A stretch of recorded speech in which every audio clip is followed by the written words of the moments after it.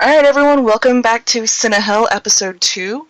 I'm Janice. You may also know me as the film blogger called The Cinema Chick. I'm here with Joey. And you wouldn't have any way of pronouncing my name because nobody has ever gotten it correctly. It's D-Guy, Will Smith at one point. I don't know why. I mean, there's been lots of names, but nobody seems to get Draco Rotor right. How did Never. I don't want to know how Will Smith came about. I don't know. But today we've got nerd stuff. Nerd stuff. Yes. Because if you know what a fandom is, you're a nerd. Like, everything has a fandom, Harry Potter fandom, the Lord of the Rings fandom, and of course the Twihard fandom, which don't get me started on the Twihards. Respect for you, but I'm not one. But, and it seems like everything's getting a sequel lately, so we're going to talk about upcoming movies that are coming out in the next, I guess, couple months. I was going to talk about movies that are coming out in a couple of years here because there's a lot of them. Over 20 movies. Ender's Game, RoboCop, Batman vs. Superman, Avengers Age of Ultron, Captain America Winter Soldier, Star Wars, 2 movies coming out in the next 3 years. Plus more, obviously, to come. A total of, I think, 5 Star Wars movies are guaranteed at this point. Jurassic Park, Ant-Man. Yeah, I say a couple weeks because Thor 2 comes out in November, so. But then everything else is going to be 2014 and later. Yeah, well, I think there's something else coming out around Christmas, but I can't remember. I don't think it's a licensed thing. I think it's just like an original sci-fi. Possibly. I'm usually on top of these things, but I've been slacking lately, so. When's the next Hobbit coming out? Next Hobbit? Oh, that's the one that comes out in December. The Hobbit, The Desolation of, I hate how they pronounce it, Smaug. No, I'm sorry, I'm American. It's Smog. Smog. That comes out around the same time as the last one. So I want to say like December 13th is going to be the Hobbit Desolation of Smaug. And I am excited for this one. They're bringing in more characters and... Every woman I've met is excited about the same thing. More elves! Yay! I'm actually excited because now that they've added the element of the necromancer, I want to see how that's brought in. And I do. Can we talk about the fact that Stephen Fry is going to be the master? No, I think the Master of Lake Town comes in for the 3rd movie. Yeah, I don't. But I mean, come on, Stephen Fry's in there. I know all the girls are like, oh my God, Benedict Cumberbatch and Richard Armitage and what's his name? Legolas. What's his name, Legolas? I'm sorry. That's the blonde elf. Yeah. Blonde with black eyebrows. That's the official appearance of elves nowadays. And I'm more excited, like, hey, Sylvester McCoy's going to be there. Ian McKellen's going to be there. And Ian McKellen. Like I said, I'm just excited because they kept the original cast from Lord of the Rings, well, the ones that also cross over into The Hobbit. And the only difference is they introduced Tauriel, who is a female elf who... She has nothing to do with the books. She was just created specifically for the movie because there's no chicks. She's there because she's a chick. That's literally the only reason. And hot elfiness will not be enough to sell to the women. So you need to have a strong female lead. This is the concept of Hollywood nowadays. I am actually more excited about Stephen Fry and Sylvester McCoy than I am Benedict Cumberbatch. Sylvester McCoy? Yeah. Oh, sweet. I thought he wasn't back until the 3rd. No. They're going to start investigating the necromancer. When they had that big thing, if you buy The Hobbit, you can see this special scene from the 2nd movie or whatever they did months ago. Yeah. And she said, apparently, I think was Gandalf and Radagast go to where the tomb, whatever. But they go to just, investigate the necromancer together. All right, well, then I'm invested because I think he was awesome in that last movie. Oh, I loved him. He cracked me up. So that's one movie coming out, but God, there's so many. Looking at before we started the podcast, we just kind of slapped together a list of all the movies we knew about that were coming, and there are too many.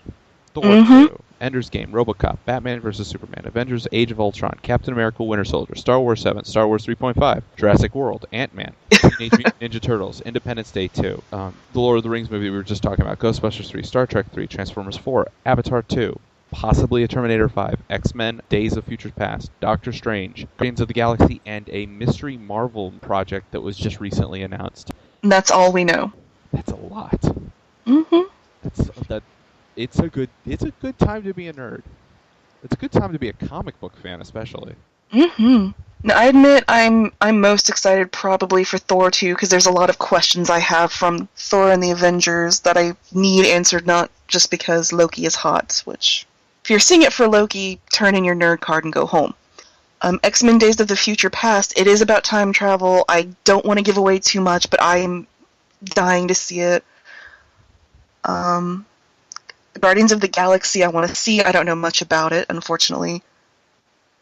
Jurassic World, I don't know. Well, yeah, we were talking last week, and I did say, well, I actually even enjoyed the third one. I'm the kind of nerd who's really not picky. Perhaps I need to go back, because I haven't seen that since it was in theaters, and that was well over 10 years ago, as I now show my age. Yeah, we were alive for Jurassic Park 1. That shows our age. I remember seeing that in the theater.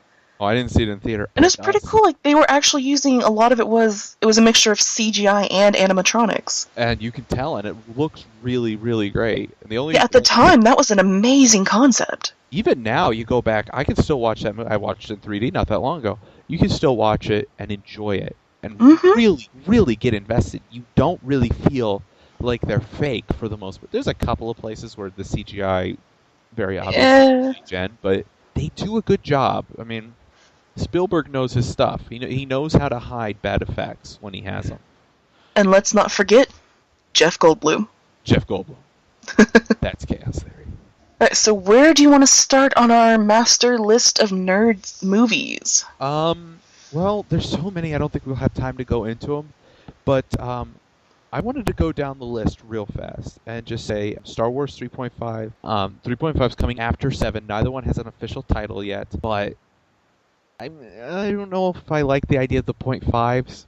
We'll see. It depends how true they are because there's a lot of expanded universe in Star Wars. It's kind of like doing the X-Men movies in that way, where there's so many books, so many. It's almost like those universes are infinite because there's prequels, there's sequels, there's alternate universes, there's, children of the characters, it could go on forever, so essentially you could keep making Star Wars movies until the end of time and you'd never run out of material. Right, as they often point out, there's a whole galaxy in Star Wars. I am not a huge, I enjoy Star Wars, I love the movies, I actually watched, I think, The Empire Strikes Back a couple weeks ago. And I did see the Clone Wars movie that had Anakin and Ahsoka, which I'm sorry, I hated that movie. Yeah. I was so bored. Canon. That was one of the few movies I've considered walking out of.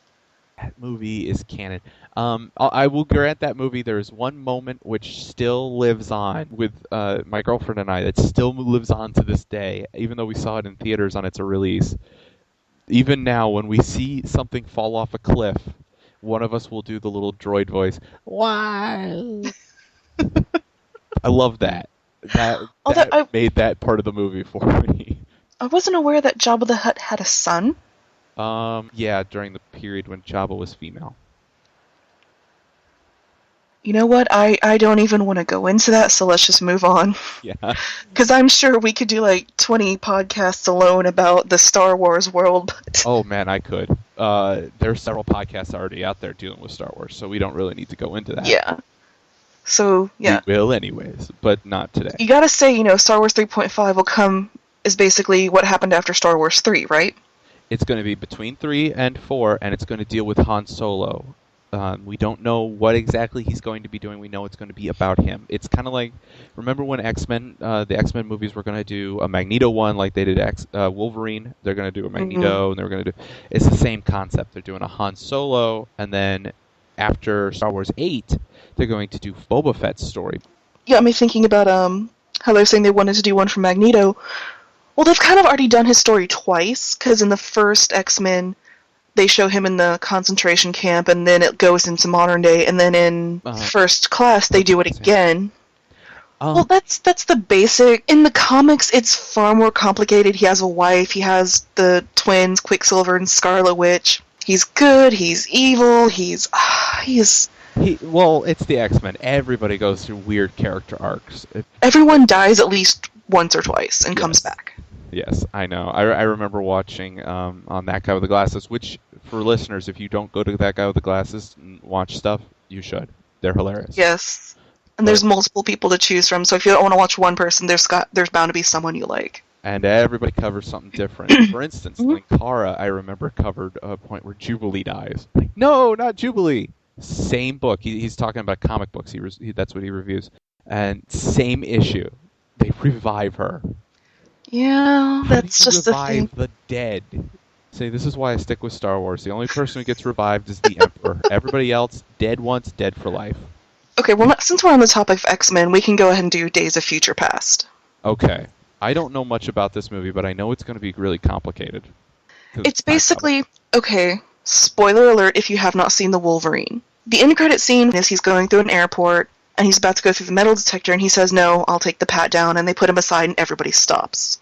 And if you remember, the same thing happened in X-Men 2, and here comes Professor Xavier, here comes Magneto, and Logan's just like, WTF, mate, you know, what's going on? And on the wall, which I think this is quite clever, announcing it but not overtly announcing it, there's a poster for Trask Industries. On the TV, there's something about Sentinels, which leads into it.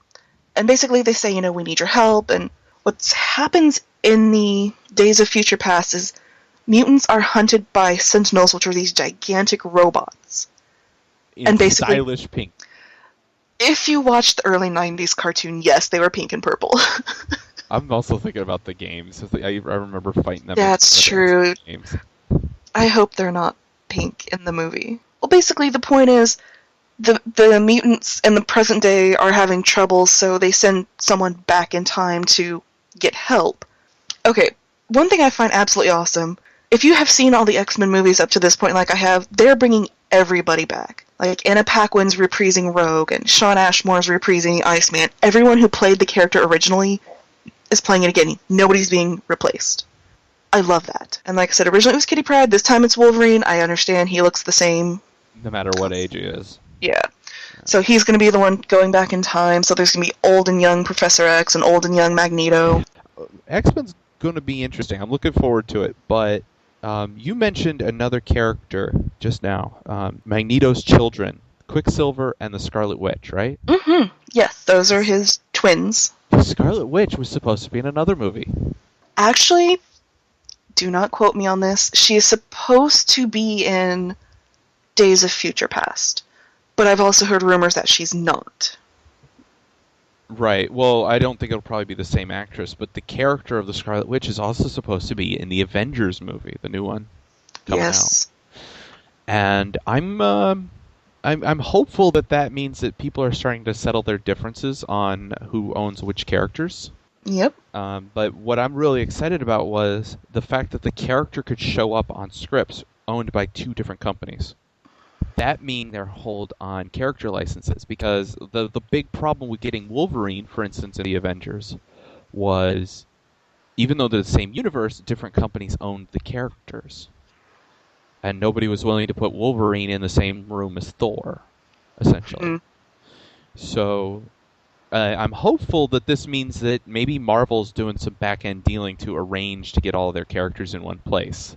Well, some of their main characters, because there's like thousands. Yeah, well, the characters the rest of us who do not read comics know about.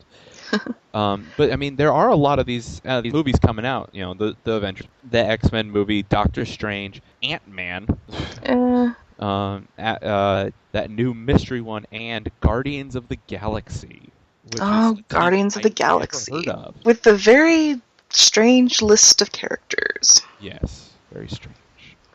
But the actors are actually kind of interesting. Yeah, and I'm looking forward to it. I feel like even if it's a bad movie, it can't be mediocre. You have too many big name actors for it to be mediocre. It's either going to be a really awesome movie or a complete cheese fest.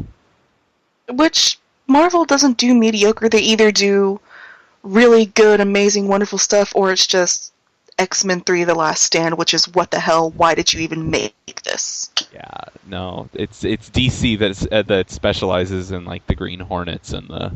Oh my God, the Green Lantern. Well, I mean, just looking at the cast alone for the Guardians of the Galaxy, we have Zoe Saldana coming back, or no, whatever, not coming back. Dave Bautista, which I don't know what his appeal is in the acting world, other than he's huge, he's muscular. Mm-hmm. Beyond that, I don't really know what his appeal is. He's a horrible actor, in my opinion. He was actually in Riddick, and I saw that, and I was just... And everybody knows every actor in Riddick is just amazing, and it's such a great story. Well, so the thing is, he started off as a professional wrestler. Now he's an actor. Not always something that goes wrong. Exactly. But it can. We have Lee Pace, who's also King Thranduil in The Hobbit. Karen Gillan. If you know that name, you are a Whovian. Yes, you are. Amy Pond is in this. I just hope she's not playing Amy Pond. No, she's playing someone named Nebula. Well, yeah, but you know what I mean. I know. We also have Jaimin Hansu. I apologize for butchering that name. I'm never sure how to... Yeah. He's pretty good. I think he's Oscar nominated. I can never remember. We've also got Benicio del Toro. We've got John C. Reilly, Glenn Close, and the one that just cracks me up every time, Bradley Cooper as Rocket Raccoon. I know. I'm looking forward to it. Like I said, it's either going to be... It's literally a raccoon. Either it's going to be an amazing... Rocket Raccoon is kind of like Batman. On paper, it sounds ridiculous. This is a genetically engineered raccoon. Well, on paper it sounds ridiculous. It could work. Not going to say it will, but it could. And finally, Vin Diesel. It can't work. I have hopes. It is Marvel. It is a Marvel movie. I have hope. Maybe they'll put him in an animatronic suit. Well, he's playing someone called Groot, and that's really all I know. Oh, wait, no, that he will be, because apparently he's a tree. Oh, good. That would explain his wooden personality. I'm just picturing him as that fat kid who wears who's like a tree in every school play, in every TV show ever. But yes, he's playing a tree. Do you think he knew he was going to be a tree when he signed up for this? It says he's a hyper-intelligent tree-like creature that can absorb wood to gain strength and recover from injuries as well as control the trees. So he's an Ent. He's an Ent. Which, if you don't know what an Ent is, that's the talking, moving trees from Lord of the Rings. And from a lot of other things, too. I remember it's in Magic. They're in Magic the Gathering.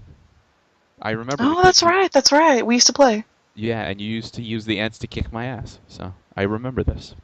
So, we have covered X-Men extensively. And we've covered most of the Marvel stuff extensively. I want to stipulate, we have heard about Doctor Strange, and everybody knows it's coming, but nobody officially knows it's coming, so don't cite us as a source. And I don't really know anything about Doctor Strange. I hear Doctor Strange, I either think of Dr. Horrible or Dr. Strangelove. Yes. Both awesome movies, so... So for all I know, he's a mad scientist who experiments on guinea pigs. I know he's a superhero from the Marvel... I think he's Marvel. He's Marvel. And I know he's like... Remember that Scooby-Doo TV show from way back, Scooby-Doo and the 13 Ghosts? Yes. With Vincent, he's basically Vincent Price in that. Oh, I love Vincent Price. Yeah. I wish it was Vincent Price playing Doctor. Anything Vincent Price played was awesome because he's smooth talker. But we need to move on because we've been talking for about 30 minutes now. And that actually did make me wonder: is DC coming out with anything? Because to be fair, Superman. That is it. I was wondering, they haven't actually really had a good hit in a while. Yeah. I mean, The Dark Knight was amazing. Well, weren't they supposed to be, working on like some undercover Justice League project? Yes, that's a rumor. That's the rumor. But it's like The Watchmen. I saw it. I didn't care for it. I'm not familiar with The Watchmen, though. It was okay. But things like Jonah Hex failed, Green Lantern failed. Anything in the Dark Knight trilogy with Christian Bale that succeeded beyond expectation. Despite being a little dorky. And then the last movie they had was Man of Steel, which I honestly hated. I thought it was horrible. I have to agree. They just kind of made Superman a wimp. Like, he just kind of whined and moped, and then he's like, oh, well, I guess I'll save the world. You know what? I saw the latest Superman movie before this one, the one that actually called itself a Superman The movie. reboot. I can't remember what it was called. It was in roughly 2007, 2008. Yeah, and it wasn't really so much it was a reboot sequel. It was like, I'm back and younger, but I'm totally talking about events from the past. Yeah, it was 2006, and that was the Brandon Routh reboot. Which I don't see. Everyone says it was horrible. I didn't see it. I saw it. It wasn't the worst thing I've ever seen. It wasn't Jar Jar levels of bad, but it was boring, and it was a little too emo. Like he's like, I had to leave for a while. Well, they did plan a sequel, but because of the poor ratings, the sequel was obviously canceled, and they remade it with who plays him, Henry Cavill, which I don't like Henry Cavill. I don't know. Man of Steel was... the plot would have been okay if they'd stretched it out and made it a longer movie. And... Longer? It was too long. No, stretched it out and made it a longer movie so you could give some character development for some of these people. Like, my main problem was one... Superman who never got character development. Like, my main problem was one, no character development. It was just, he was there. Two, it kept jumping around. Like, I understand you need the flashbacks to help us understand, but it was like, present day, then he's back with his family. Present day, okay, we get it. He has family problems. He loves his family. You don't need this many flashbacks. Therein is my problem. All of his character development was because he was a kid. It doesn't translate as well to the adults. It's a good setup, but you need character development as an adult. And really, his character development as an adult was, I found a big spacey ship. And I can fly. And I wear tight pants. And I discovered that if I jump far enough, I can fly over beautiful Africa. Come visit Africa. And my other Scotland, and my other huge problem was, okay, this is going to sound really weird, but Russell Crowe was my problem. Why? I loved his performance. Do not get me wrong, but it was the fact of, I understand he died very early on. He keeps coming back. Like, as he uploaded his consciousness, he's basically River Song. He's uploaded into the computer of the spaceship. Yes. So it's like there was never any conflict. He was always there, like, go this way. This is how you solve this problem. Yeah, so it was like they didn't problems for everybody else. They didn't solve problems. He was there to do it for them. He's just like, I can't. He even had the big argument with Zod at some point in that movie. Exactly. And so for me, it was just like already Zod, but blah blah blah blah. Exactly. So just that really took away from. I just got sick of seeing him. Yeah, and I think his wife probably pissed off. You sent a great Kryptonian key, which is useless to him if he doesn't want to remake Krypton on a world that's already populated. You did this instead of uploading a copy of me, his mother? Yeah, poor her. She gets, 10 minutes of screen time, and then we never see her again. Yeah, and she gets murdered horribly, too. Oh, that is very depressing. No, but, okay. But I believe they are doing, real quick, I think they are doing a sequel. Mm-hmm. Yeah, they are doing a sequel. Dang it. Yeah. Hopefully with the... That's going to be the Superman versus Batman thing. Yeah, and hopefully I just hope the sound design is better, because I could forgive a lot more and just make it a cheesy, action-y movie, just like... I mean, Green Lantern and Green Hornet. I don't know why... Green Lantern was just cheesy. I don't know why green is an unfortunate color for heroes, but Green Lantern and Green Hornet were both really corny, cheesy movies, but I could just enjoy them as just popcorn flicks. I mean, they weren't. I have to admit, one thing I really did like about Green Lantern is it kind of poked fun at itself. Yeah, a little bit, and I like. Because when he's fully dressed in his weird CGI costume, and he's got the mask on, the girl flat out says, "What? Because you put on a mask, you think I can't recognize you? Thank you." I know. Yep, my identity is sealed forever. Yeah. But, okay, we have been talking about superheroes for quite Time to move on. Before we go, I just wanted to mention Sif, is that her name in Thor 2? Yes. looks hot as hell, and I love this. Finally, there's going to be some female characters. It sounds Who are weird useful. as a guy. It sounds. I know it's weird. Guys don't want to see anything but other men's rippling pecs in movies, right? No, I like seeing badass women in movies. I actually do. I enjoy being able to invest in the female character. I liked Brave better than any other movie I saw that year. I loved Brave because I could get behind Merida. I liked this character. She had my main problem with Thor 2 is they're putting a ton of emphasis on the Jane-Thor relationship. And I think that's important because I think that's going to be like him rescuing her. Obviously, she's pretty useless, honestly, in my opinion. I'm seeing the poster. She's got some kick-ass armor, so maybe they're going to hook her up with some. Here's my thing. If you haven't heard this, the director they're currently using was not the original director for the film. Original film director, I cannot remember her name, but it was a female, and Natalie Portman was extremely excited to work with her.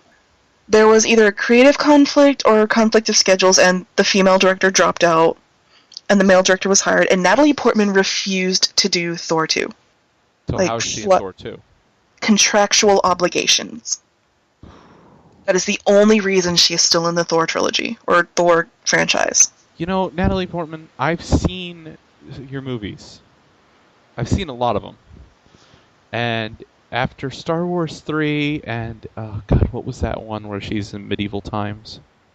Kind of. Oh, God. Oh, that one.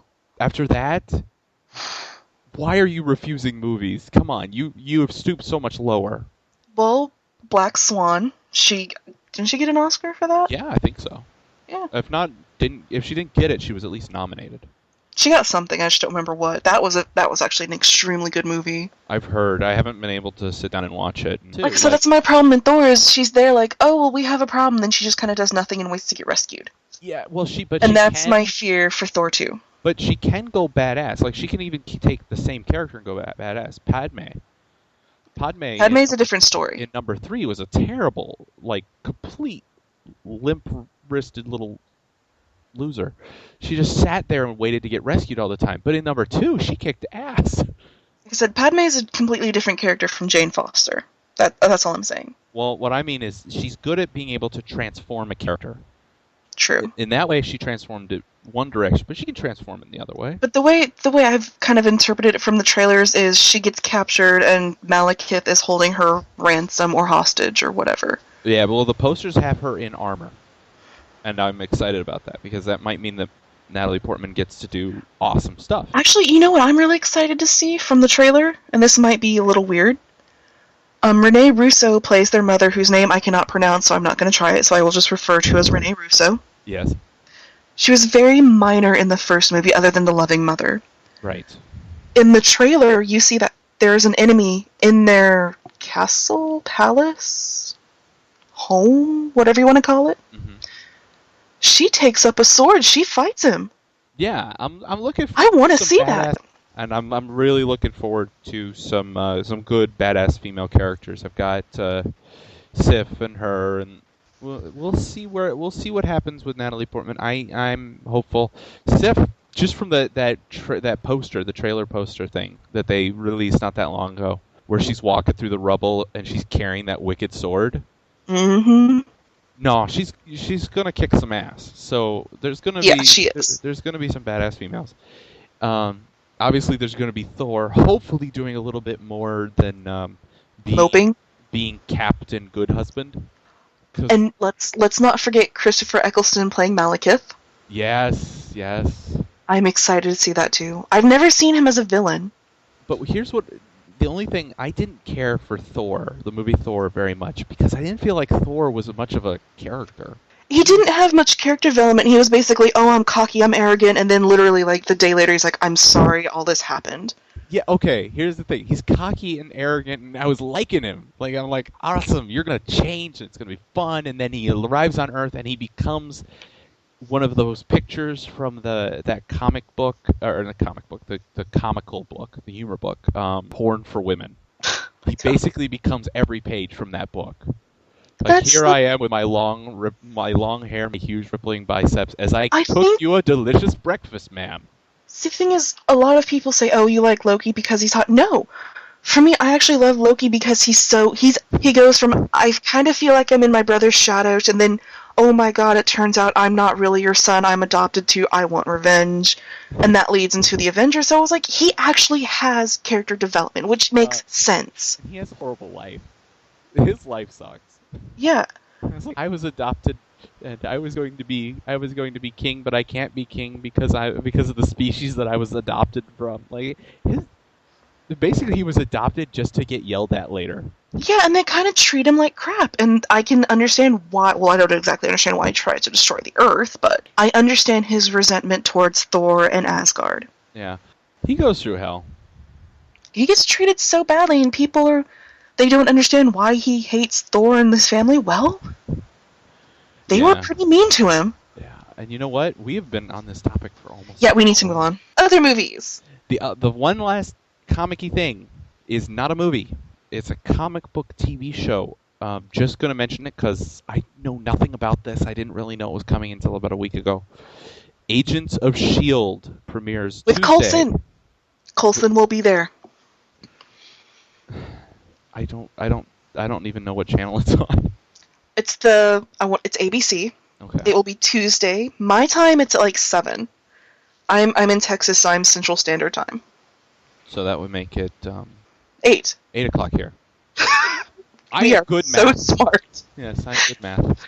Yeah, it'll be 8 o'clock Eastern Time. I'm assuming also 8 o'clock Pacific. And I do not get to see it. Unfortunately, I take an evening class that night, so someone please tell me how it is. It's a thing that's going to happen. Yeah. We're talking about Agents of S.H.I.E.L.D., and I mentioned earlier the Scarlet Witch. She was going to be in the Avengers movie. The character may still be, but the person that they were going to get as the Scarlet Witch, she's going to be auditioning for a female character in Star Wars, and I'm really excited. Now, who would she be? You don't know who she's auditioning for in Star Wars, do you? Nobody knows. We know that she's going to be auditioning for somebody around her actual age, which is is 20. So that could put her as a lot of different female characters. Did mention once there's the possibility of Luke and Leia's children, or there's like other completely different, separate from... I want to be clear. Luke and Leia do not have children together. Oh my god, I meant Han. It's okay. Luke has children. Luke has a child, and Leia has children. But they have children separately. You know, they have families. They go on, like, the story goes on past what the movies say. Oh, yes. So there's a possibility of it being, like, the second generation of Star Wars. Well, third, if you include the generation. Oh, that's right. I forgot. I don't really count the prequels because I hated them. You gotta count the prequels because they are canon, and for a Star Wars fan, that's important. That's true. And I'm a huge Star Wars fan. Big into all kinds of sci-fi, but Star Wars, that's my bread and butter. I know everything there is. And trust me, I can attest to the fact that he has, like, tons of Star Wars novels. I think I have about 210 at this point, and counting. I did not know it was 210, but thus proving my point. Yes. Not all of them, I admit, but the vast majority. And I'm He's really still waiting on some online auctions to get the last few. No, get off my back. Actually, it's the Clone Wars stuff I can't stand. The writers are good. I just don't like the Clone Wars all that much. It's not that they have the animated series, right? They do. They have two. Both of the cartoons are considered canonical. Which is actually, I don't know much about it. I've never watched it personally, so don't shoot me. But it's kind of slightly off topic. But I've actually looked at the characters and the voicing. Mm-hmm. They've got some pretty amazing voices in there. Yeah. Oh, yeah. So they're not skimping on this. They're not just getting, some random guy off the street. No, they are taking great care. It's really good. There's some really amazing actors. And what I've liked so far is, and people take a dim view of movies in general when it comes to adaptations. They always think that it's going to ruin it. And a lot of times, yeah. But some Star Wars has shown a history of acknowledging the novel part, the what we call the expanded universe. They've shown a history of doing this where, like in the new Star Wars, they call the capital planet Coruscant. It was never called Coruscant by George Lucas. that was written in by one of the authors, Timothy Zahn, and it's become canonical in the expanded universe to call it Imperial Center or Coruscant, depending on who owns it at the time. They've kept that and taken it into the movie. Completely rewrote what the capital city was supposed to be like. The capital planet was actually supposed to be a big lava world originally. There's lots of stuff from the book which have been adapted. The TV series that you're talking about, the Clone Wars one with Ahsoka, that also ties in with the novels. That takes characters from the novel and sends characters into future novels. There's like lots of literary tie-ins. There's even a few video game tie-ins. So I'm excited about that, and that makes me very hopeful that the female character that they're auditioning for could be one of the canonical characters that everybody likes. I assume she's going to be playing a human.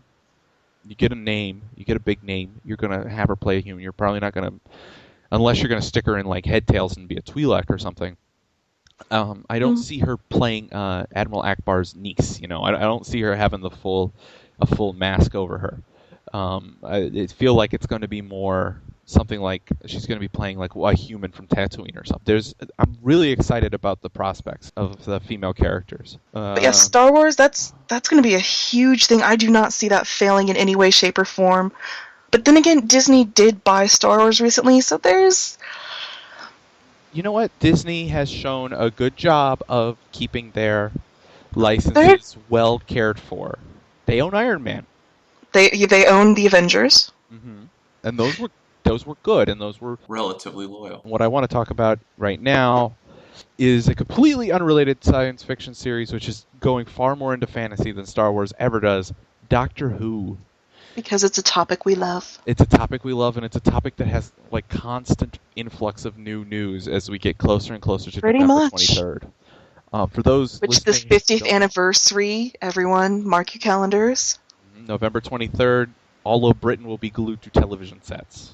And all of the Whovians in America. And Canada and everywhere in the world, from Africa. And actually, I know here in Dallas there's actually Who Fest, which is a gathering of Doctor Who fans. Mm-hmm. And another podcast, the TARDIS Tavern, they're often there. I would really love to go. Sometime I'm going to have to make an excuse. You and I can head over to Who Fest so we can meet them and just that would be awesome. Basically experience Who-ness. So the news, because I want to keep kind of trying to keep There are some wonderful new rumors, and there's wonderful new things to hear. So yeah, let's start with Peter Davison announcing that he does own a copy of the script, a personalized copy of the script for the 50th anniversary. This coming on the heels of everybody going, of McCoy and both of the... and Baker. Both Bakers and Davison all saying, no, we don't have them. We don't have a script. We haven't even been contacted. And then Davison slips that he does own a copy of the script that's personalized just to him. And I would like to include, on the topic of, the Doctor saying no, no, no, Paul McGann, who is the 8th Doctor Who. If you haven't seen the Doctor Who movie from 1996, it is wonderful. It's a cheese fest. Go watch it. It's so much fun. You should watch he has come out and said, no, we haven't been invited, but... things may change to the last minute. You never know. It's like, obviously you're up to something. So. Right. And, so the other thing, which I mentioned to you just before we started our podcast, I don't know how important this is. We have no concept of what this has to do with anything. It's just somebody saw this happen. Somebody saw Tom Baker, who people who don't know, why don't you know? Tom Baker is the 4th Doctor. 4th Doctor, known for his scarf and his hat and long scarf, big floppy hat, and he had a fro. A little bit, yeah. He had some wild hair and wild eyes. Yes. He was the Doctor for the longest time. He's held the title longer than any other actor who's portrayed the character. And he was spotted not that long ago wearing an extremely long scarf and standing next to a blue police box TARDIS. Which, for people who, again, don't know Doctor Who, you really need to just stop the podcast here because you need to go and learn this stuff. Go watch Doctor Who. It's a wonderful show.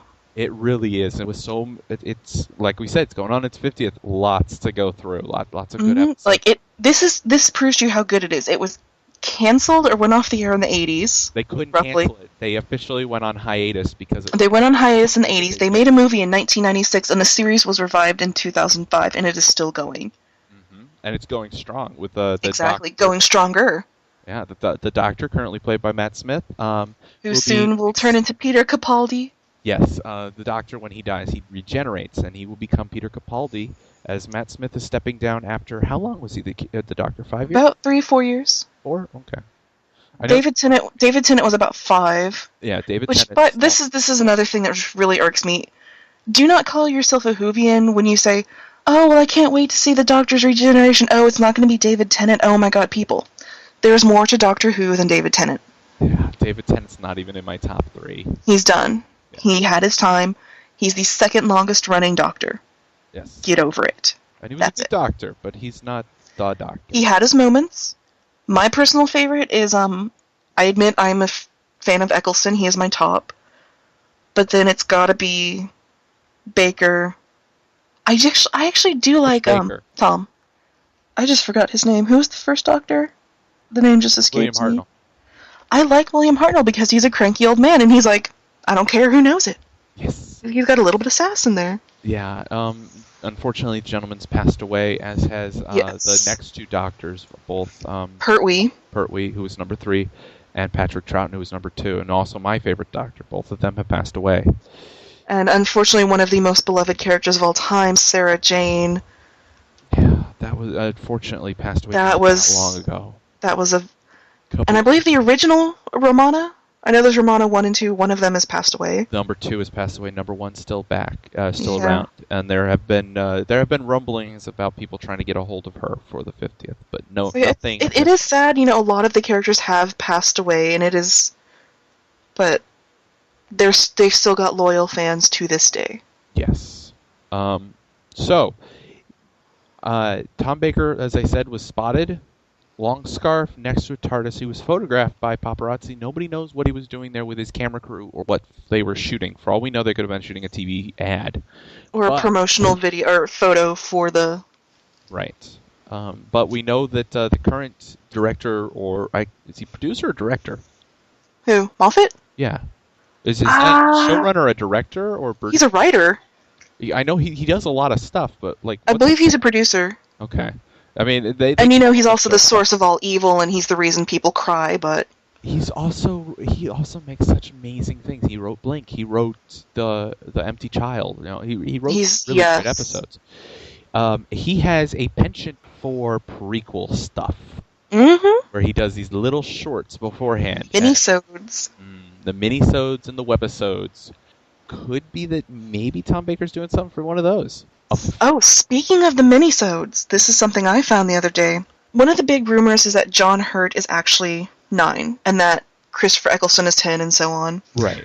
Because they haven't specified John Hurt's role yet, just that he was the Doctor at some point, and that he did something bad. That's all we know. Yes. So there's a rumor that there's going to be a little prequel minisode to, I believe, the 50th anniversary special that will have Paul McGann regenerating into John Hurt, possibly going through the Time War, and then regenerating into Christopher Eccleston. No one is quite sure. That's just a rumor. I can't see... that's actually something I did want to talk about. Hold on to that, because I want to go through the rest of the news, and then we're going to talk just a little bit about Doctor Who before, if we have time, talking about some movies. So the rest of the news, not very much to go through there. Just Matt Smith teased something about paintings. That's all he said. We don't know what that has to do with anything. Interesting. We'll see. There is a trailer on YouTube if you want to go check it out, and that does not tell us anything. Oh no, they never do. It's just you watch it and you're just gonna leave frustrated and shake your fist at the sky and scream Moffat like I usually do. I do that every day. It's my wake-up routine. 8 o'clock in the morning, my buzzer goes off. Moffat! Moffat! And then I'm Which the running joke is, if it's a Moffat episode, just go ahead and grab your tissues because you're gonna cry. Pretty much. Because his he can write the most heart-wrenching stuff. Like, didn't he do Angels in Manhattan? Yes. I cried for Angels in Manhattan. Oh, he won't let anybody else touch his angels. Those are his. He did The Name of the Doctor. I didn't cry, but I got a little emotional. I'm not like full on, but it's just like, if Moffat's there, you're gonna cry. Yes. You might cry anyways in other episodes, just a warning. Patrick. But, Patrick, why'd you have to bring him up? I did want to mention one thing that interested me. After around the same time as Tom Baker's getting spotted, Paul McGann's whispering about possibly being in a minisode for the transformation. Davison's got a script and talking about getting ready to do a scene. We don't know what he's doing a scene about. It's just getting ready to do a scene. We hear news from England that outside the BBC headquarters was a big protest that was being held with people holding up signs saying "No classic, no 50th," and Doctor Who's not Doctor Who without the first Doctors, and stuff like that. And I didn't tell you this because I wanted to get You did not. I want to get your response to this. The leaders of the protest were Peter Davison, Sylvester McCoy, and Colin Baker. You're kidding. No, protesting, holding up signs and marching with a crowd in front of the BBC. I had a feeling, but Yes. I side with them because if this is the 50th anniversary, this is a huge deal. Why would you not include the classic Doctors? But here's my question. Do you think it's legit? Because it's a little... It could be publicity. It is very publicity for the show. I mean, everybody knows the 50th is coming. England's going to shut down. The Queen watches Doctor Who. I mean... I could make a joke, but you wouldn't get it. Yeah, it's going to be something. Well, that's a good question. Like, I agree. I want to see them in the episode, but what if the classic Doctors are in there, and this is all just an elaborate ploy to throw us off track? Yes, that would be really cool because, I mean, if they're up for protesting and marching around in the hot sun or hot fog, it is London, marching around in front of the BBC headquarters, I think that they're up for running around in a well refrigerated studio, and I think they could do it. I feel like these gentlemen are really pushing to be in the show, and I think they're pushing a little bit too much not to have gotten an official response yet. So I think you might be right. I think this could be a ploy. Also, you got to remember, like when the whole Clara theory came out, everyone was guessing she's this, she's this, she's this. We were all wrong. Oh, remember? I do remember when they put out Clara and they were talking. Here's Clara, and then they released a teaser image from Clara's first official episode, which wasn't the Christmas special, but the first. Oh. It was for the wireless one. Oh, that one. That one was kind of weird. Yeah. Not my favorite, but yeah. They released an image right after Asylum of the Daleks. They said she's going to be the next companion. Here's a teaser image to help you discern what kind of companion she's going to be. How could she be a companion if she's already dead and never heard of the Doctor before? And they showed an image of Matt Smith fiddling with one of those robots. And everybody was like, "Oh my God, she's going to be a Dalek robot thing." She downloaded herself to a robot out of the Dalek body and into a robot. Everybody was thinking that, and it was a total trick. It was a Moffat trick to get us off the trail. I mean, I came up with at least a dozen theories. I would never have guessed that she was split into like a million different versions of herself and scattered throughout time. No. Never crossed my mind. But they had a plan, and they were very good at tricking us, and I think they might be tricking us again. The Name of the Doctor, another one. They were tricking us. They got us thinking about all these different things and places where ancient stuff was written in Gallifreyan, like on the side of that big cliff, and they say you can't read it. It's in Gallifreyan, and it's the Doctor's name on his crib, and all these things. And then they never said the Doctor's name in the episode because it was all a big trick to throw us off. That drove me insane. I was like, I know, I don't want to know, but I want to know. Yeah. So I feel like this could be another trick. I think you're absolutely right that Colin Baker and Davison and McCoy all showing up sequential doctors all showing up, the newest ones, or the most recent ones, the ones who are best suited to still play the Doctor. Minus Eccleston, because let's not go into why he hates doesn't. Doctor Who. Yeah. He may have given him rights to use his likeness and his voice, because they did have him in Journey to the Center of the TARDIS. They used his voice. Right. So they may still retain rights to his image and voice, and they can use that and just Oh yeah. I mean, if they show, they could still have the first three. They could still have like Troughton or. Well, they did in again. Yeah. The name of the Doctor. They just used their likeness and superimposed it onto something else. Which, to be fair, that was really poor CGI on their part. It wasn't all that terrible, and you can make it kind of work. There was a Star Trek episode that did the same thing. In Deep Space Nine, they did an episode where the crew in Deep Space Nine went back to the original Star Trek and were chilling with Kirk and McCoy and Spock at one point, and they made it work. And there's it's an old cinematic trick, and it does work. And with modern CGI and the kind of budget that the 50th is probably getting, I think they could pull it off. Especially if they're going to be up against the Ice Warriors. There's never been a better Doctor fighting the Ice Warriors than Troughton. They did briefly mention the Ice Warriors, and what is that one where they're in the submarine? I didn't like that one. Cold War, I think. I did not like that one. Yeah, it's okay. I didn't like it when he hopped out of his suit, but well, he was in the suit. It was a good one. Well, the thing is, during that episode, they kept bringing up wolves. You think it's a Bad Wolf reference? That's what I was thinking the whole time, is maybe Clara had something to do with Rose, and obviously, again, wrong. We don't know. She's coming for the 50th. There could still be... I mean, we don't really know what kills the Doctor at Trenzalore. It's true. That could be in the 50th. So, one thing you mentioned earlier, the regeneration into the official number 9 from John Hurt. Here's a question. How are they going to do that if Eccleston won't come back? Again, they have his likeness. And for all we know, there could be unused footage from the show that we haven't seen. That's true. There could be unused footage of him transforming, but this is all pre-HD, and this one's going to be filmed in HD. They can convert it. Won't I look think. very good. They can do something. HD it's not good. Basically, he'll look really fuzzy compared to everybody around him. If he does but that could also be true. Maybe they use not a likeness, like a picture, but someone who has the same build, shoot him from behind, make him fuzzy. Hey, that's Christopher Eccleston, and you'll never know. Yeah. Like a body double. I would like to see Eccleston in his new body. We see him in Rose, the first episode of the rebooted series, or the restarted series. In Rose, he's looking in a mirror like he's never seen himself before.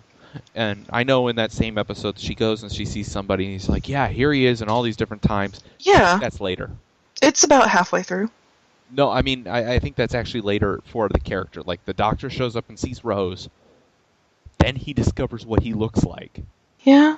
Then he actually is the one. Then, he uses his timey-wimey. I mean, that's when he starts going back in time to visit with the people on the Titanic and whatnot. Krakatoa and all those different things. That's possible. So it's still very possible that Rose was really him just after regenerating. So there's... when he's in a very dark place. Yes. And he does bring up the Time War, the last of his kind, and... Yeah. And he's very unwilling to talk about it, which makes me think that it's pretty recent. And he does show signs of classic post-traumatic stress disorder. Yeah. So it could be. Also being apeshit insane. Well, he kind of always was. He kind of always is insane, but it's like we just don't comprehend the levels of insanity he operates at. Oh, my giddy aunt. So, I think we have talked about Doctor Who and Whovianness for quite a bit. We will have plenty more to say on this as we get closer to November. Because there's going to be tons of stuff released. Yeah, is it the 23rd that it's coming out? I believe so. Okay, so stay tuned, I guess, to future podcasts, guys, because we'll be talking about it more. We'll probably watch some episodes of Doctor Who and talk about those. More classic episodes, because we actually watched one, which the reason Adric makes me brought that up last time. We were talking about it because the old Doctor Who. we're kind of spoiled because we have good graphics. The old Doctor Who is just hilariously bad. They're apparently they've released some with upgraded graphics. Like they took some of the really, really bad effects I and didn't know that. updated them. Like aliens that were like a talking mist with a glowing light inside became like floating balls and stuff like that. So, I mean, it's a mix of old and new. And some of the old effects were really good. Remember in Time Flight, there were some really terrible in there. Like when you saw candy lasers. The candy lasers. And when remember when the what the heck are those aliens called? Cybermen. When the Cybermen were walking down the hallway. And you're like, why are they walking down a mirror hallway? It's supposed to be lines of Cybermen. But it looks like they're Cybermen walking towards a funhouse mirror. Pretty much. But at the same time, they had that effect where they had the Cyberman who was in a wall, like half in and half out of a wall. That one was good. That was a good effect, and they just made that like the way they made that appear. The blocking for that episode was really good. So they can do some really good stuff with their old effects. I'm interested to see some of the classic episodes I haven't seen, and I'd love to see your opinion on some of the ones I have seen, which I love. And I do need to watch more anyway. Yes, so we'll have to catch some of those. But for now, let's move on. Real quick, talk about movies. Now you watched a movie. I did, and it's one you told me to watch, and I did. Which I'm surprised you just now got around to it. I watched Harry Potter and the Deathly Hallows Part 2. That means I have watched every single Harry Potter movie at least once, most of them 2 or 3 times. Mm-hmm. And number 1 and 4 I've seen like 8 times each. I love those 2 movies. They're really good.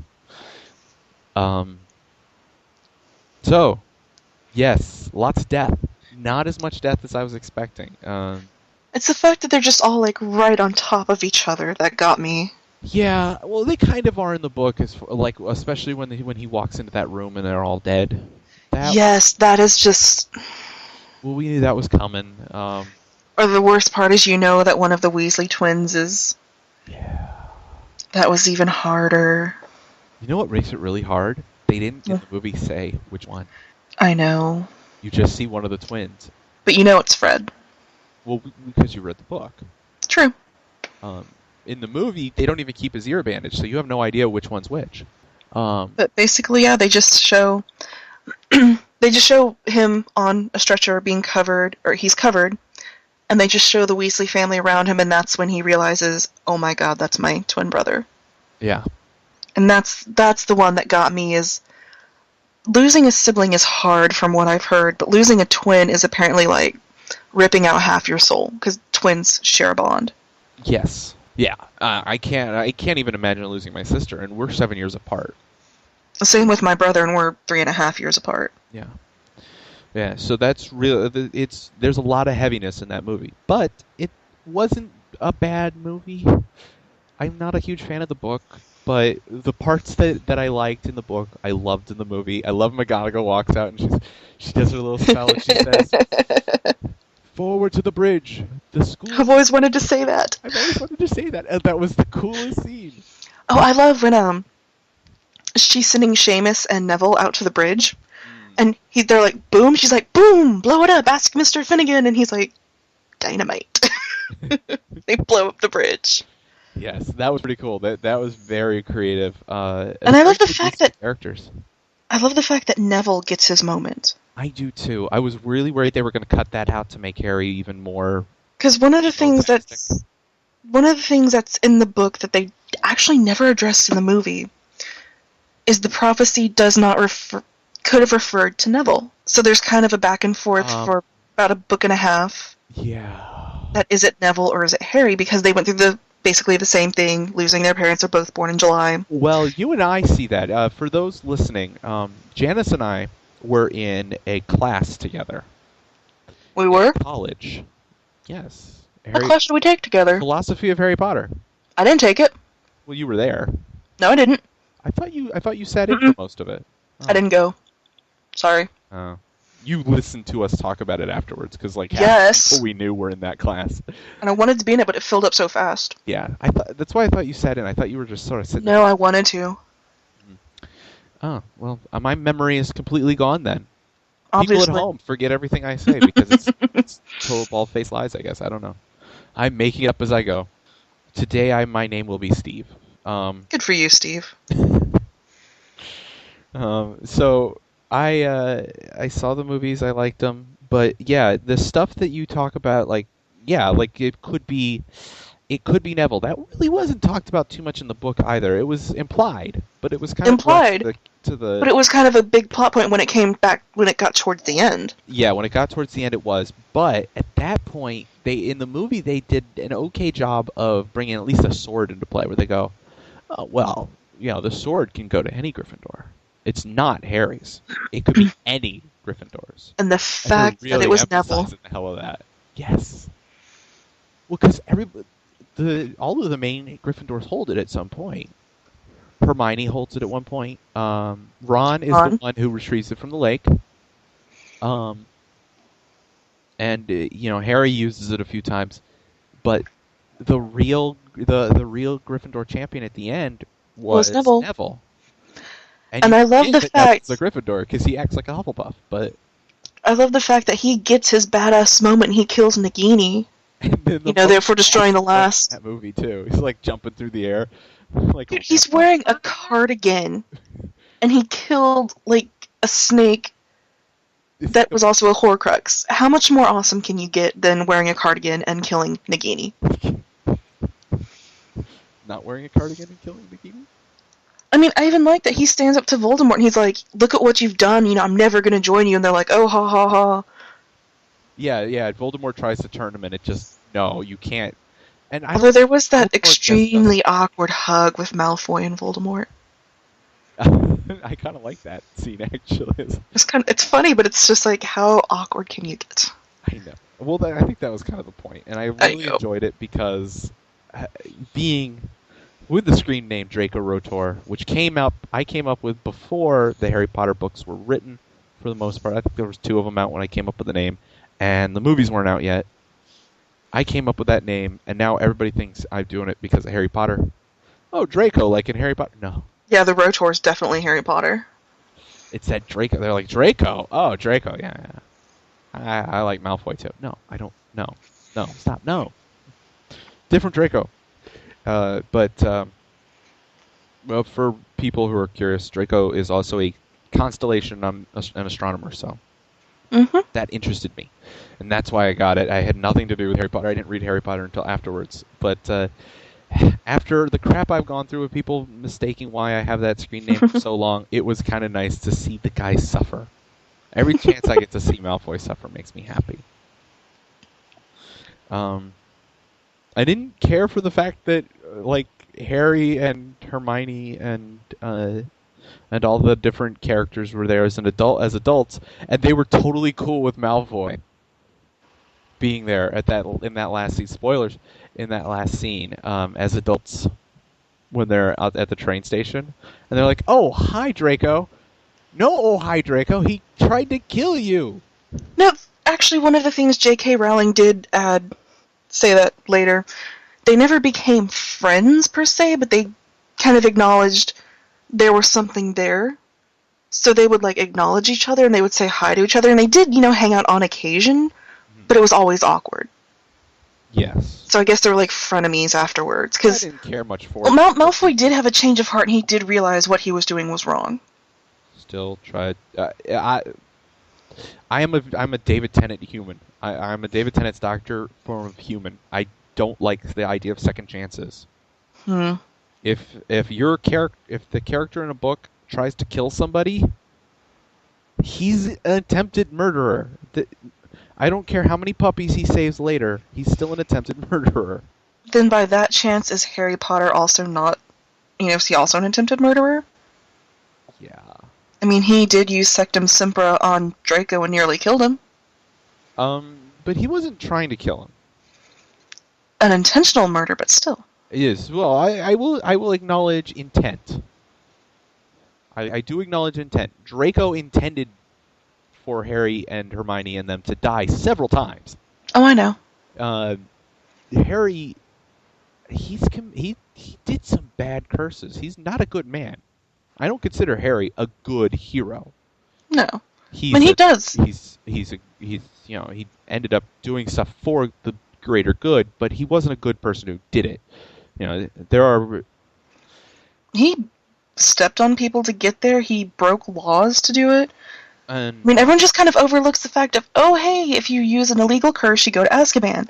He used an illegal curse on Bellatrix, and everyone just kind of glossed over it. He used an illegal curse a couple other times in the book. Exactly. Well, I'm referring to the movies in case anyone hasn't read the book. Yeah. In the movies, there are some curses that they pull out, like, in the movie, when Hermione wipes her parents' minds. That's not exactly a good guy thing to do. I mean, it's understandable from her position, but the fact that she cursed her parents is pretty dark. But at the same time, I can kind of understand because she did it for their safety. Yes. The Polyjuice Potion is the same thing, though. It's very open to interpretation, which is why I really love that class that you were not in. Which I wish I was. I cannot believe I swear I remember you doing it. I'm going completely mad. Yes, you are. What did you think about the movies as a whole? As a whole, I thought they were good. I thought they were a decent adaptation. There was a lot left out, but again, reading the books helped.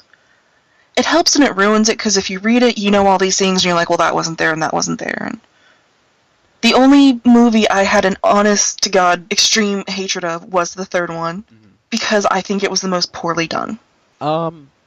I feel like a lot of what they did badly in that one was...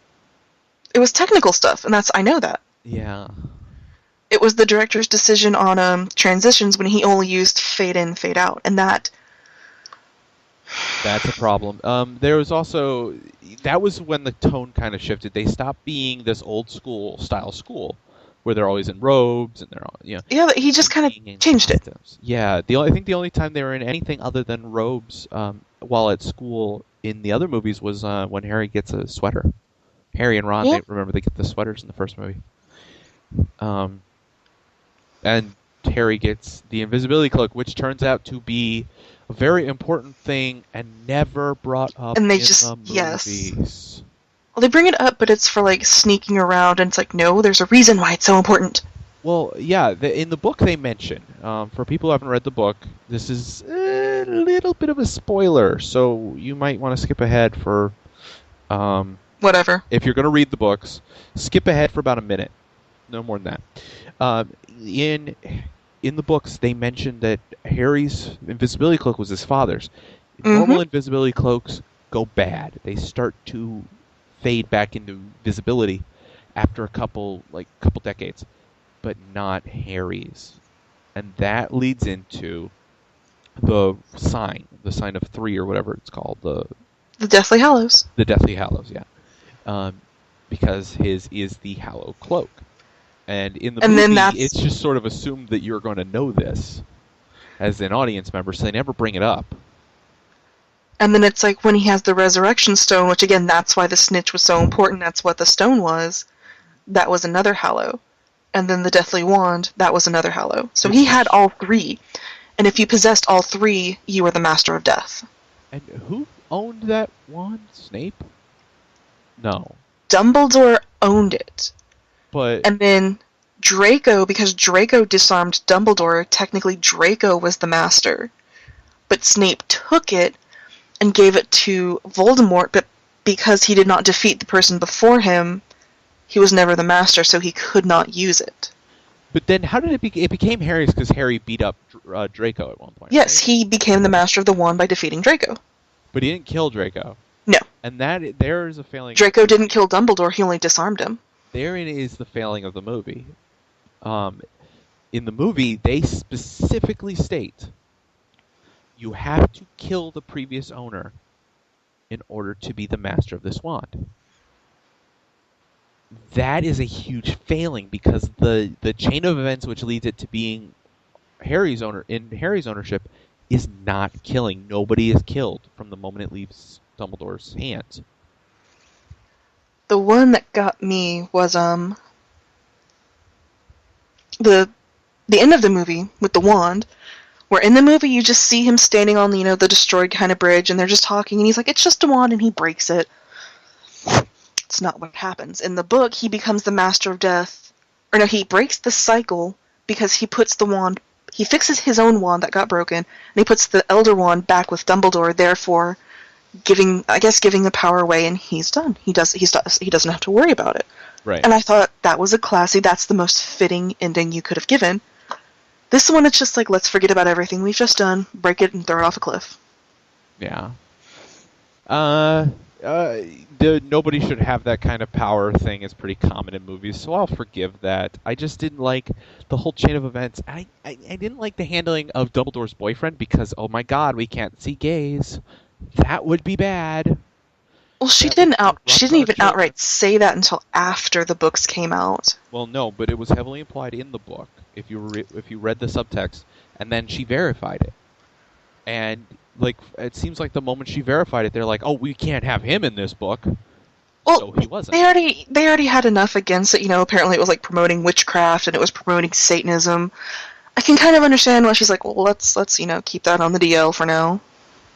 Why did they cut him out entirely? Even if they don't mention that They didn't. He's in there for only a split second. He's very present in the 6th movie. I don't remember him being in the 6th movie. There's flashbacks of a man named Gellert Grindelwald. A young blonde man jumping out of windows stealing stuff. That's him. Right, but I don't remember... they don't really go into his story like they do in the 6th and 7th books. Oh, man, that's such a cool story. And you find out that there was a dark wizard before Voldemort, and there's all these interesting things that happened that kind of give a cyclical feel. Like Voldemort, even after he's defeated, there will be something after him. And that's called creative license and timing. They had to leave a lot out. 7th movie into 2.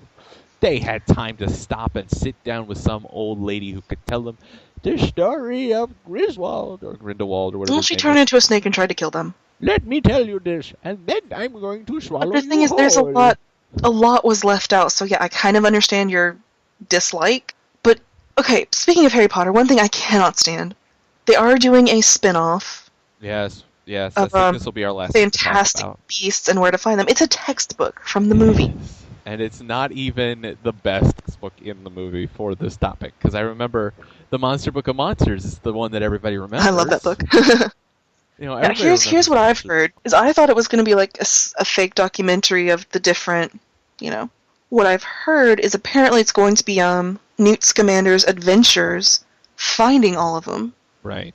That's what I've heard. I've been hearing kind of the same rumblings, and I feel the same way. I wish it was like a mockumentary, because those are cool. Those are fun. I would love to see one in a lot of things. I would love to see a Star Wars one. I would love to see a Doctor Who one. I would love to see a Lord of the Rings. If they want to do the Silmarillion, they should do that as a mockumentary. I would love to see the Silmarillion. That would be an awesome mockumentary, or like a newsreel footage thing. But actually, that would be really cool. It's like a newsreel footage style. We're gonna go now to the war and cover the story like that. But for them to do this, if they're gonna do the stories, why has it got to be Newt? Why is it him? Why not, what's his name? The Defense Against the Dark Arts teacher. Which one? The one, I was going to say the terrible one, but there's actually a few. The guy who's full of himself, and then he gets... Gilderoy Lockhart. Gilderoy Lockhart. I would love to see Gilderoy Lockhart's adventures. The Marauders.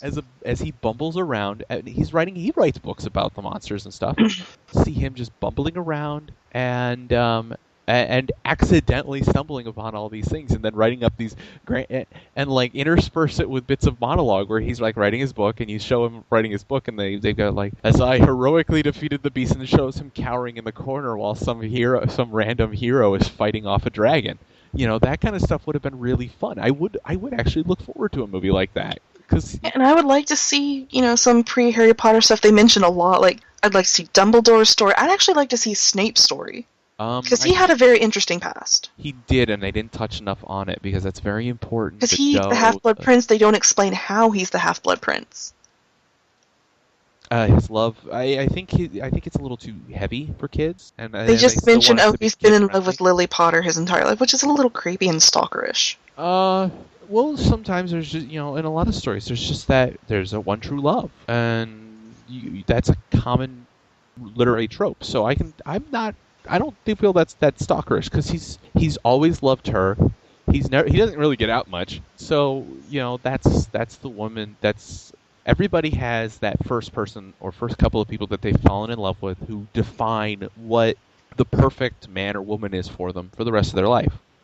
True. You know, they're always measure against that. And for him, that's Lily. You know, every woman has to measure up to Lily. That's a good point. And so, but it's a very tragic story for him. Actually, you know, now that I think about it, show me Lily and Petunia. Because in the book, they find out Lily's a witch, and they say that Petunia wrote to Dumbledore begging him, let me into Hogwarts. I want to go to Hogwarts. And they never... I would love to see them growing up, see what it was like, how this intense hatred, rivalry came to be. She never hated her sister, but she just... It was like a love-hate thing. Like, she loved her sister, but she was always very jealous. She was jealous. And one thing they took out of the 7th movie, first half, which I think should have been left in because it was like 10 seconds, is when the Dursleys are leaving, one, it's Dudley sticks out his hand and says, I never thought you were a waste of space, and they shake hands. Mm-hmm. And the other one is Harry's apologizing for them having to leave, and she's saying, you know, I've lived in this house for so long, and she looks at Harry and she says, you know, the night you were brought to us, you didn't just lose a mother, I lost my sister. And that's very important, that's very powerful. And they didn't include it because they sucked. It's just, that's some of the most important material, you need to include that. But it's too heavy, it's not, I don't know, it's not enough about Harry's emo-ness. I mean, you want to talk about heavy? The 5th, 6th, and 7th book had a lot of crap that, you know, children probably shouldn't deal with. Yeah, but they wanted emo Harry. That's what they wanted. They didn't care about anything else. They didn't want any good story resolutions. And they certainly didn't want any, I wouldn't say they're happy moments, but I don't know what word you use, lukewarm, I guess. Bittersweet? Yeah, not even really bittersweet, but sort of just not as maudlin. You know, these moments where, like you said, where he's like with Dudley and he's with his aunt. Moments where you see flashbacks and you actually learn a little bit about the family, the normal people, the Muggles. Oh, one of the worst things that, if you want a good source of information, the internet is wonderful. I'm not going to say what sites I use. There was a rumor, not just Wikipedia. And that is surprising. Like, if you want to know if something has a sequel, Wikipedia. Yes. Just never use it on a, college term paper. There was a rumor that when Voldemort killed the Potters and Harry survived, that Lily Potter was pregnant with her second child. You can just rip out my heart now and, stomp on it. Does this have anything to do with J.K. Rowling? I think she's confirmed it, but I cannot recall it off the top of my head. Because she's confirmed a lot of rumors. She has, but I just feel like I don't want that to be true. Yeah, I don't want it to be true either, but like I said, it's a rumor I've heard, and that's like, if that was true, that's kind of pushing killing a child, because then that brings up a whole envelope of issues that we just really should never get into, and... Yeah, and then this is talking, and we're going. I mean, it was sad enough. Neville stuff here. Too. Yeah, it's sad enough. I mean, this baby lost his parents, but the one thing I have to admit, this is one of my favorite moments from Deathly Hallows Part 2, is after the Potters have been killed and Harry's in his crib and he's just crying. You see Snape come in and you see him realize Lily's dead, and he just holds her and he just breaks down and he cries. Yeah, that was a wonderful scene. And he was rushing to their rescue. Yes. I like that. I love that he was rushing to their rescue. His death scene, I thought, was handled very... Yeah. And then he says, you have the eyes of your mother, and he gets the tear, and Harry looks at it, and he realizes Snape was never the bad guy. Snape, which they kind of evidence that in the 3rd movie is when Lupin transforms, and the kids are running. Snape puts his arms out and protects them. He's the first one to get hurt. Yeah. So there's little hints all throughout the movies that Snape is protecting him. Yeah, and Snape really is a good guy. And in the books, it's covered a lot more because they have a lot more chance to do that. Mm-hmm. Where you see Snape is very tragic figure, but he's always fighting for the greater good. I mean, he risked his life. He becomes, high up in the Death Eaters just to help Dumbledore. Yeah, and it's not... In the movies, it's made to be just because of Lily. But in the book, it's not just that he's... And I wish they'd done this a little bit more in the movies, because they did have space. Especially in that last movie, they had space. Mm-hmm. To show a little bit more of him and a little bit less of Harry and Hermione walk. A little bit less of the kids being emo, mopey, and And a little walking. bit more and walking. They could have done a little bit more. And one of the things I wish they'd shown was that Snape's involvement was not strictly Lily-based. So that was important. That was why he was protecting Harry. But he protects other students, and they never really address why. And that's because he's just a damn good teacher. Like, he protects Neville. Yes, he's a good teacher. He cares about his students. Even if it doesn't really show, and even if he's kind of the tough love teacher, he still is just like every other professor at the school. His goal is to keep those children safe, and he should be treated at the same level as like McGonagall and Flitwick, who are fighting the good fight, and they're putting up a shield around the school. He fights to protect the kids too, and he's not really given a rap for that. A good rap on that one. That's why one thing, again, this is something J.K. Rowling has come out and flat out confirmed. It's there's no debating it. Snape was briefly headmaster, and at Hogwarts every headmaster has a portrait. When Harry was older and became an Auror and everything, one of his demands was, Snape deserves a portrait. So Snape got his headmaster's portrait. And a lot of people got the chance to know he wasn't a bad guy. He actually did this to protect us. Sweet. So cool. he did get his little redemption, even though it was after he died. Yeah. I mean, we could go on and on about Harry Potter. We could, and it's we're getting up towards the 2-hour mark. I do think I'm going to be able to cut this one down less than 2 hours, as opposed to the last one. So, thank you, Janice. No problem. Next week, who knows? Next podcast, anything goes. Probably some Doctor Who. Again. Maybe we'll see some other. Yeah, I think we're going to try and talk about some classic Doctor. Yep. And then maybe also, if we have time for anything other than that, we're definitely going to talk about other movie news. Stuff keeps coming out. Maybe we'll find out what that new Marvel movie is. Who knows? Yep, you never know. Thanks, everyone, for coming to Cinehell. Thanks for coming to Cinehell, yeah.